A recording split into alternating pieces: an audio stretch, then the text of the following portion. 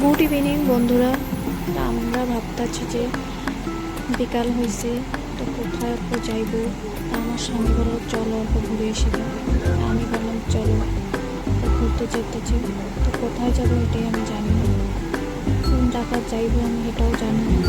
গাড়িটা লইয়া খালি আমার রাস্তায় রাস্তায় ঘুরাইতেছে। তা আমি বললাম যে কি রাস্তায় ঘুরাইতেছ, আমার তো ভালো লাগতেছে না। আমার স্বামী বলতো তুমি তো ডিসাইড করে এলে না কোথায় যাবে।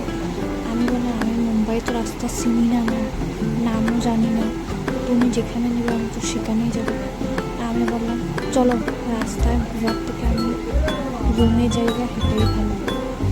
তো রুমের দিকে রওনা, রাস্তার দিকে আনলো, রওনা দিতে তো সন্ধ্যা সন্ধ্যা হয়ে গেল। এই যে রুমের দিকে রওনা দিলাম। তো রুমে এসে আমার স্বামী বললো আজকে কী বানাই দাও। তা আমি বললাম তো আজকে তো তোমার ডিউটি বন্ধ, চলো বাজারে যাই, বাজার থেকে অল্প মাংস নিয়ে আসি। তা আমার স্বামী বললো কি মাংস খাবে। আমি বললাম যে চলো, বহুত দিন হয়েছে খাসির মাংস খাইনি, তো খাসির মাংস নিয়ে আসি। তো অল্প খাসির মাংস আনতে গেলাম। দেখো রাস্তা পার হইতেছে লাহে লাহে, যে ভিড় হয় বাপরে, এরকম জায়গাতে গাড়ির উপর দিয়ে ঝাঁপাইতে থাকে। এই যে খাসির মাংস দিয়ে যাইতেছি। মুম্বাই রাতে সকাল বিকাল বলতে কিচ্ছু নয়, সব টাইমে ভিড়, মানে রাস্তাঘাটে গাড়ি বাস সব ভিড়। তা আমাদের এই যে মাংস লোয়া হয়ে গেল, মাংস নিয়ে নিলাম। তা আমার স্বামী বললো চলো অল্প পেঁয়াজ রসুন লইলে। তা আমি বললাম লই আনো, তো পেঁয়াজ লইলাম, আলু চালু লইলাম। তা আমার স্বামী বললো এই মিষ্টি কুমড় লোবো, আমি কিছু না। তো বললো বাঁধাকপি লোবো, আমি কিছু না লাগবো না, সবজি লাগবো না, সবজি আছে। তো পেঁয়াজ রসুন নিয়ে এলো, আমি অল্প পকোড়া খাবো, চিকেন পকোড়া। আমার তো দেখে হ্যাপি ভালো লাগতেছে। তা আমার স্বামীকে বললাম অল্প চিকেন পকোড়া নিয়ে। তা আমার স্বামী বললো তো দুইটা দিয়ে দাও চিকেন পকোড়া। তো দুইটা নিয়ে খুব ভালো লাগছে দেখে, দুইটা নিয়ে তা রওনা দিলাম রুমের দিকে। রুমের দিকে রওনা হয়েছে, পার হবো ওখানে। বাপরে বাপ, ঘর এসে পাইলাম, ঘর এসে পেয়ে গেলাম এই যে আমরা বাজার। তো এসে গেলাম গাইস, তখন আমার চিকেন পকোড়াটা তো খাইতে হবে না, চিকেন পকোড়া নিয়ে বসে গেলাম। আমি খাইতেছি আর ভাবতেছি কি টেস্ট না, আমার যদি স্বামীরটা আমি খাইতে পারতাম। বাইরে পেয়ে আমি লুয়েই নিলাম আমার স্বামীরটা। কি টেস্টি, দেখো ক্যামেরাটা না আমার মুখের ভিতরে ঢুকিয়ে দেবে এরকম করতে। আমার স্বামী বলতেছে আমারটাও লেগেছ, দুইটা খেতেছ, দুটা, বাপরে বাপ। তা আমি বললাম আমার বহুত ভালো লেগেছে, তা আমি ভালো লাগছে আমি খাইতেছি, তুমি আরেকটা আনতে পারতে আমার লিগা। তা আমার স্বামী বলে আগে কেন বললো না। আমি বলছি আগে তো টেস্ট হবে না বলে।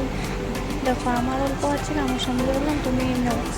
সত্যি করে খেয়ে নিল, সত্যি করে খেলো। আমার স্বামীকে আমি বললাম তুমি আমার মাংসটা খেয়ে নিছো, রান্না ওখানে তুমি করবো, আমি রান্না চান্দা করবো। আমার স্বামী আমাকে বললো তোমার এগুলো ভাই বুঝছো, আমি জানি তোমার এগুলো সত্য না, তোমার যে রান্না করতে কুইরা আমি লাগে, কুইরা আমি লোকা আমাকে এগুলো ভাই দিয়ে এখানে রান্না বাড়া করাতে। আমি বলছি যে তুমি তো বহুত টেস্ট মাংস বানাও না, তো তুমি বানাও না। তো মাংস যে বসিয়ে দিল, মাংসটা বসিয়ে দিল আর আমার পেটে কুকু কুকু কুকু কুকু ডাকছে।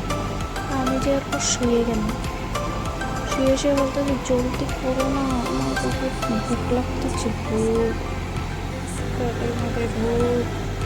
আমার স্বামী বললো হয়ে গেছে তুমি আসো। আজকে ভাত নেই, আজকে এই যে মাংসর কালারটা দেখো হ্যাপি। বন্ধুরা তোমরা বলো কেমন হয়েছে। তা আমার আজকে ভাত নেই, আজকে হচ্ছে রুটি আর মাংস। তা আমার স্বামী রুটি মাংস নিয়ে নিল, আমার স্বামী নিজেই বানালো, নিজেই খাইলো, নিজেই বলতে বাহ হেভি ভালো হয়েছে, হেভি। আমার তো দেখে হাসি পেয়েছে। আমি বললাম কি তোর তো অল্প আমি দেখি। তা আমার স্বামী বললো তুমি দেখো খেয়ে।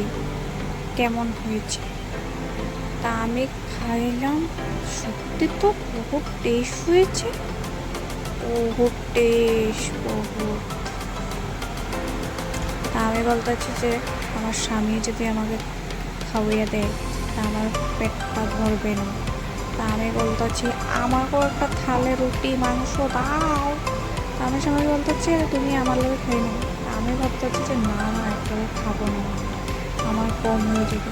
তা আমি বলতে দাও, আমি নিজে রুটি মাংস নিয়ে নেব। তা আমি থালে দুইটা রুটি অল্প মাংস নিয়ে আমি বসে গেলাম। আর জানো না খাইতে খেতে আমার কি ঘুম পাইতেছে বন্ধুরা।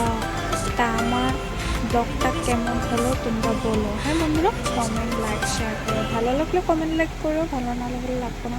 তো আমি ওখানে খাইতে খাইতে তোমরা বললাম বাই বাই।